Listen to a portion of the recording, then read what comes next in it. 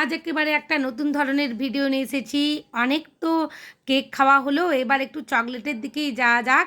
আজ ফেরারো রোসার চকলেটের সম্পূর্ণ কস্টিং সহ রেসিপির ভিডিও নিয়ে এসেছি। এটা যদি বানিয়ে ফেলো বাইরে থেকে কিনতেই হবে না। এখানে আমি দেখিয়ে দিচ্ছি 100 গ্রাম পরিমাণ চকলেট নিয়েছি, ডার্ক কম্পাউন্ড চকলেট, আর হেজেলনাট নিয়েছি। সমস্ত কিছুর দাম আমি ভিডিওর মধ্যে বলে দেব। দেখো এখানে আমন্ড বাদামও নিয়েছি কিছুটা, আর এই সেলগুলোও নিয়েছি।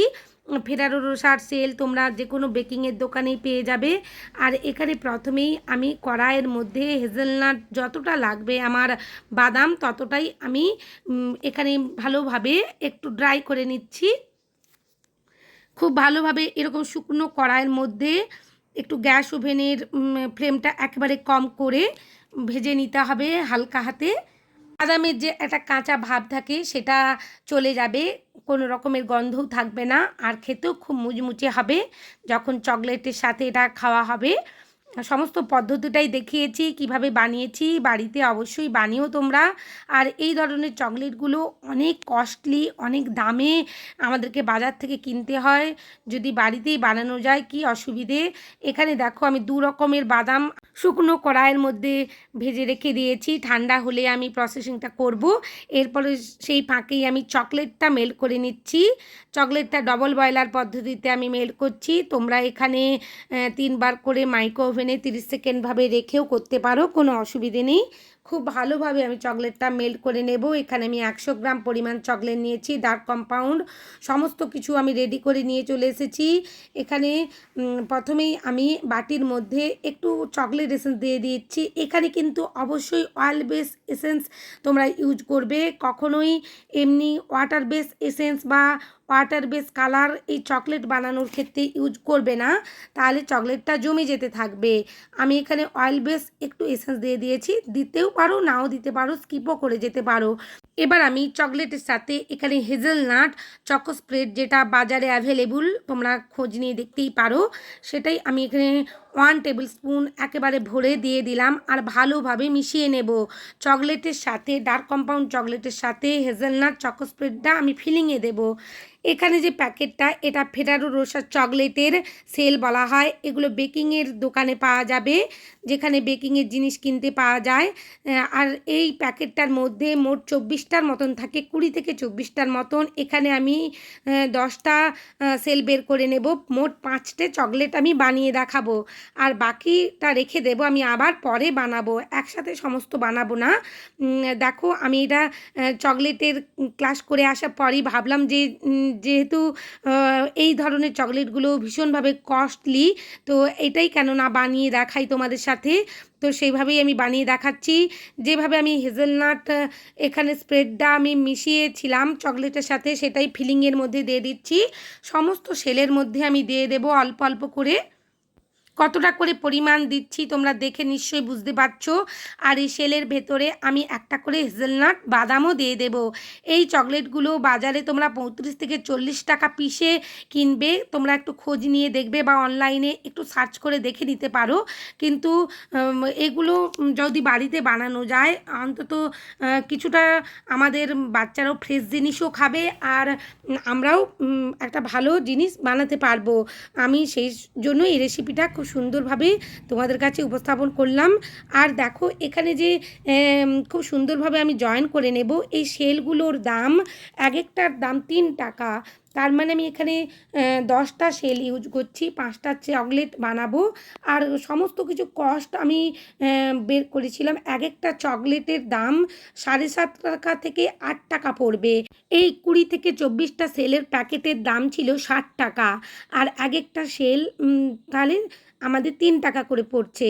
আর হেজেলনাট বাদাম 50 গ্রাম নিয়েছিলাম, 50টার মতন ছিল, এক একটার দাম 1 থেকে 1.5 টাকা। আর চকো স্প্রেড যেটা হেজেলনাট স্প্রেড কিনেছিলাম ওটা 140 টাকা, 200 গ্রামের দাম ছিল। ওটা আমার 7 থেকে 10 গ্রাম লেগেছে। তো ওটাও 7 থেকে 8 টাকা দাম, 10 গ্রামের মতন লেগেছে আমার এখানে। এই আর 15টা চকলেট রেডি হয়ে যাবে, আমি যেটা তোমাদের হিসেব দিচ্ছি। আর দেখো বক্স যেটা রেডি করেছিলাম, বক্সটাও আমার 6 টাকা নিয়েছিল। আমি এরকম 50টা বক্স কিনে নিয়েছিলাম কলকাতা থেকে। তো এই ধরনের বক্সগুলো এক একটা পিস 6 টাকা। আর ফয়েল পেপার দিয়ে যে র্যাপ করেছিলাম ফয়েল পেপারটার দাম 2 টাকা ধরেছি। মোট টোটাল এক একটা চকলেটে আমাদের 8 টাকার মতন পড়ছে। আর সেল করতে গেলে তোমরা অবশ্যই এটা 20 থেকে 15 থেকে 20 টাকায় সেল করতেই পারো। যেটা দোকানে আমরা 35 থেকে 40 টাকা এক একটা পিস এই ফেরারো রোসার চকলেটগুলো কিনে থাকি। আর তোমার এলাকা অনুযায়ী তোমরা কস্টটা বাড়িয়েও নিতে পারো। তবে 15 টাকার নিচে কখনোই সেল করতে যেও না, তাহলে তোমরা ঠকে যাবে। আর আমি এটা বানিয়েছি, এখন সেভাবে চকলেট নিয়ে কোনো রকমের বিজনেস শুরু করছি না, শিখে এসেছি। এরপর আমি করব এই কেকের সাথে। অনেকেই চকলেটের কথা বলে থাকে। দেখো আমি কিন্তু ফ্রিজের মধ্যে ঢাকনা দিয়ে সেট করতে রেখে দিয়েছিলাম। 5 থেকে 10 মিনিটের বেশি কিন্তু সেট করবে না চকলেট, কখনোই 5 থেকে 10 মিনিটের বেশি ফ্রিজের মধ্যে সেট করবে না। আর ভুলেও তোমরা ফ্রিজারের মধ্যে রাখবে না চকলেটগুলো, তাহলে একটা সোয়েট ভাব এসে যাবে, চকলেটগুলো নষ্ট হয়ে যাবে। ধীরে ধীরে দেখো আমি এখানে কিন্তু যে হেজেলনাট মেশানো চকলেটটা ইউজ করছি না, এখানে যে কম্পাউন্ড চকলেট একটু সরিয়ে রেখেছিলাম, তার মধ্যে আমন্ড আর কাজুর যে ছোটো কুচি করে এনেছিলাম, গুঁড়ো করে এনেছিলাম মিক্সি জারের মধ্যে, সেটাই আমি এখানে চকলেটের মধ্যে দিয়ে দিয়েছি। আর যে সেলটা রেডি করেছিলাম ফ্রিজের মধ্যে সেট করে নিয়েছিলাম, 5 থেকে 10 মিনিট রেখেছিলাম। তারপরেই এখানে চকলেটের সাথে আমন্ড মেশানো যে মিশ্রণটা, সেটা ভালোভাবে স্প্রেড করে নিচ্ছি। ভালোভাবে এটাকে কভার করে নিতে হবে যাতে একটা ফেরারো রোসারের মতন ভাব আসে। দেখো আমি খুব ভালোভাবে কিন্তু এখানে স্প্রেড করে নিচ্ছি। যে অংশগুলোতে লাগছে না সেগুলোতেও আমি স্পুন দিয়ে দিচ্ছি। আর অবশ্যই প্লেটের মধ্যে তোমরা বেকিং পেপার রাখবে। বেকিং পেপার না রাখলে চকলেটটা সেট হওয়ার পর ওঠাতে গিয়ে ভেঙে যাওয়ার সম্ভাবনা থাকবে। আবারও আমি দেখো এখানে চাপা দিয়ে রেখে দিয়েছি, ফ্রিজের মধ্যে 10 মিনিটের জন্য সেট করে নেব। আর বাকি যে চকলেটটা আমার বেশি হচ্ছিল, সেখানে আমি এই আমন্ড মেশানো যে চকলেটটা আমি দিয়েছি, ফিলিংয়ের মধ্যে হেজেলনাট আর চকলেটের যে স্প্রেডটা আমি বানিয়ে রেখেছিলাম সেটাও দিচ্ছি। আর উপর থেকে একটু চকলেট দিয়ে দিচ্ছি। যখন চকলেটটা সেট হওয়ার পর আমরা খাবো, হেজেলনাটের ফিলিংটা পড়বে মুখের মধ্যে, খেতে অসাধারণ লাগবে। দেখো এখানে আমি অনেকগুলো 7টার মতন তৈরি হয়েছিল, তাহলে 100 গ্রাম চকলেটে আমার 5টা ফেরারো রোসার চকলেট রেডি হয়েছে, আর 7টা এমনি ফিলিং চকলেট রেডি করে ফেলেছি। দেখো এখানে আমি বক্সটাও দেখিয়ে দিচ্ছি। এক একটা পিস বক্স আমার 6 টাকা নিয়েছিল। আর এই ফয়েল পেপারগুলোরও অনেক দাম। আমি 6টা এখানে কাটিং করেছি, আমার 5টা লাগবে। আর এই কাটিংগুলো আমি 2 টাকা করে ধরেছি, কারণ অনেকটাই দাম এই ফয়েল পেপারগুলো। তোমরা রঙিন ফয়েল পেপারও কিনে নিতে পারো। আমি এখনও কিনে উঠতে পারিনি চকলেটের সমস্ত কিছু জিনিস, যেটুকু পেরেছি। আর দোকানে গিয়েছিলাম কলকাতা, তো কিছু মনে হচ্ছিল চকলেটটা আমি বানাবো। এই চকলেটগুলো খুব চলছে এখন ট্রেন্ডিংয়ে, আর অনেক দামও, তোমরা অনলাইনে সার্চ করে দেখতেও পারো। তাই বাড়িতে একবার বানানোর ইচ্ছা হচ্ছিল। আর সাথে সাথেই সবাই খেয়ে নেবে, এতটা টেস্টি হয়। ভেতরের হেজেলনাটটা যেহেতু আমি একটু শুকনো খলার মধ্যে ভেজে দিয়েছি, ভীষণ মুচমুচে আর সুন্দর খেতে হয়। তোমাদের সাথে আমি কস্টিংও শেয়ার করে নিয়েছি। একটু ধারের যে শার্প এজেস করে নিলাম, এজেসগুলো একটু বেরিয়েছিল, সেগুলোই আমি এখানে শার্প করে নিয়েছি। তোমরা চাইলে এখানে 2বার কোটিং করতে পারো, কোনো অসুবিধে নেই। আমি একবারই কোটিং করেছি। দেখো এরপর আমি ফয়েল পেপারে কীভাবে মুড়েও দেখিয়ে দিচ্ছি প্যাকিংটা করতে হবে। যখন তোমরা বিজনেস করবে এরকম ধরনের, সাথে সাথেই কিন্তু এটা ফ্রিজ থেকে বের করে নেওয়ার পরে সাথে সাথেই ফয়েলে পেপারে প্যাকিং করে নেবে। বেশিক্ষণ বাইরে রাখবে না, নাহলে চকলেটের মধ্যে সোয়েটিং চলে আসবে। আর চকলেটটা যখন সেট করতে রাখবে অবশ্যই একটা ঢাকনা চাপা দিয়ে রাখবে। সব ক্ষেত্রে হয় না, তবে 5 থেকে 10 মিনিটের বেশি সেট করতে রাখবে না। আর ফ্রিজারের মধ্যে কখনোই রাখবে না, ফ্রিজের মধ্যে রাখবে সেট করবার জন্য।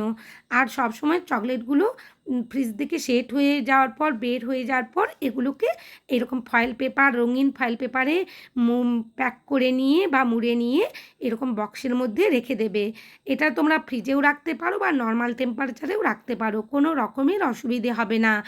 তোমরা যদি, এখন তো ফেস্টিভ সিজন আসছে, বিভিন্ন রকমের দেওয়ালি, দুর্গাপুজো, মহালয়া, তো এইরকম ধরনের চকলেটের প্যাকিং রেডি করে প্রিয়জনদের তোমরা গিফট করতেই পারো।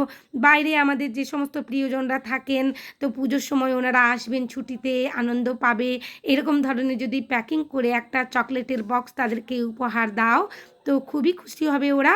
আর আমি আরও নেক্সট বিভিন্ন রকমের চকলেট স্টিকার দিয়ে বা প্যাকেট দিয়ে বার চকলেট আমি তোমাদের কাছে যেগুলো শিখেছি সব শেয়ার করব। তোমরা বাড়িতে অনায়াসে এরকম ধরনের চকলেটগুলো বানিও, সবাই খুব খুশি হবে। এগুলো একেবারে প্রফেশনাল রেসিপি, আর করলেও খেয়েও নিজেরা বুঝতে পারবে দোকানের চকলেটের সাথে পার্থক্যটা। আর এই চকলেটগুলো আমি ফ্রিজের মধ্যে সেট করে নিয়েছিলাম, অবশ্যই 5 থেকে 10 মিনিটের জন্য সেট করেছি। এরপর এরকম র্যাপিং যে থাকে পেপার, এই র্যাপিং পেপার দিয়ে ভালোভাবে আমি র্যাপ করে নেব। এই চকলেটগুলো র্যাপিং পেপার দিয়ে র্যাপ করে নিলে আর সয়েটের কোনো রকমের ভয় থাকবে না, কোনো রকমের চকলেটগুলো ঘামবে না, অনেক দিন পর্যন্ত ঠিক থাকবে। দেখো তোমাদের আমি কিভাবে র্যাপিং পেপার দিয়ে সেট করে নেবে সেটাও দেখিয়ে দিচ্ছি। তবে এই চকলেটগুলো তোমরা 7 টাকা থেকে 8 টাকা নেওয়া যেতেই পারে, কোনো রকমের অসুবিধে নেই। এই চকলেটগুলো আমি বক্সের মধ্যে রেখে দিচ্ছি। এইভাবে যদি একটা বক্স রেডি করো সবাই খুব খুশি হয়ে যাবে। আমার এই চকলেটের রেসিপি আর এই প্যাকিংয়ের যদি আইডিয়াটা তোমাদের ভালো লাগে, আমার কথাগুলো যদি তোমাদের উপকারে লাগছে বলে মনে হয়, প্লিজ আমার চ্যানেলে নতুন বন্ধু হয়ে থাকলে চ্যানেলটা সাবস্ক্রাইব করবার অনুরোধ জানালাম। আর পাশে থাকা বেল আইকনটি ক্লিক করতে ভুলো না, যাতে সমস্ত ভিডিওর নোটিফিকেশান তোমাদের কাছে পৌঁছে যায়। লাইক শেয়ার কমেন্ট অবশ্যই করো, আর বাড়িতে বানিয়ে বাচ্চাদের খুশি করে দিও। সবাই খুব ভালো থেকো, অনেক চকলেট বানিও, কেক বানিও। ধন্যবাদ।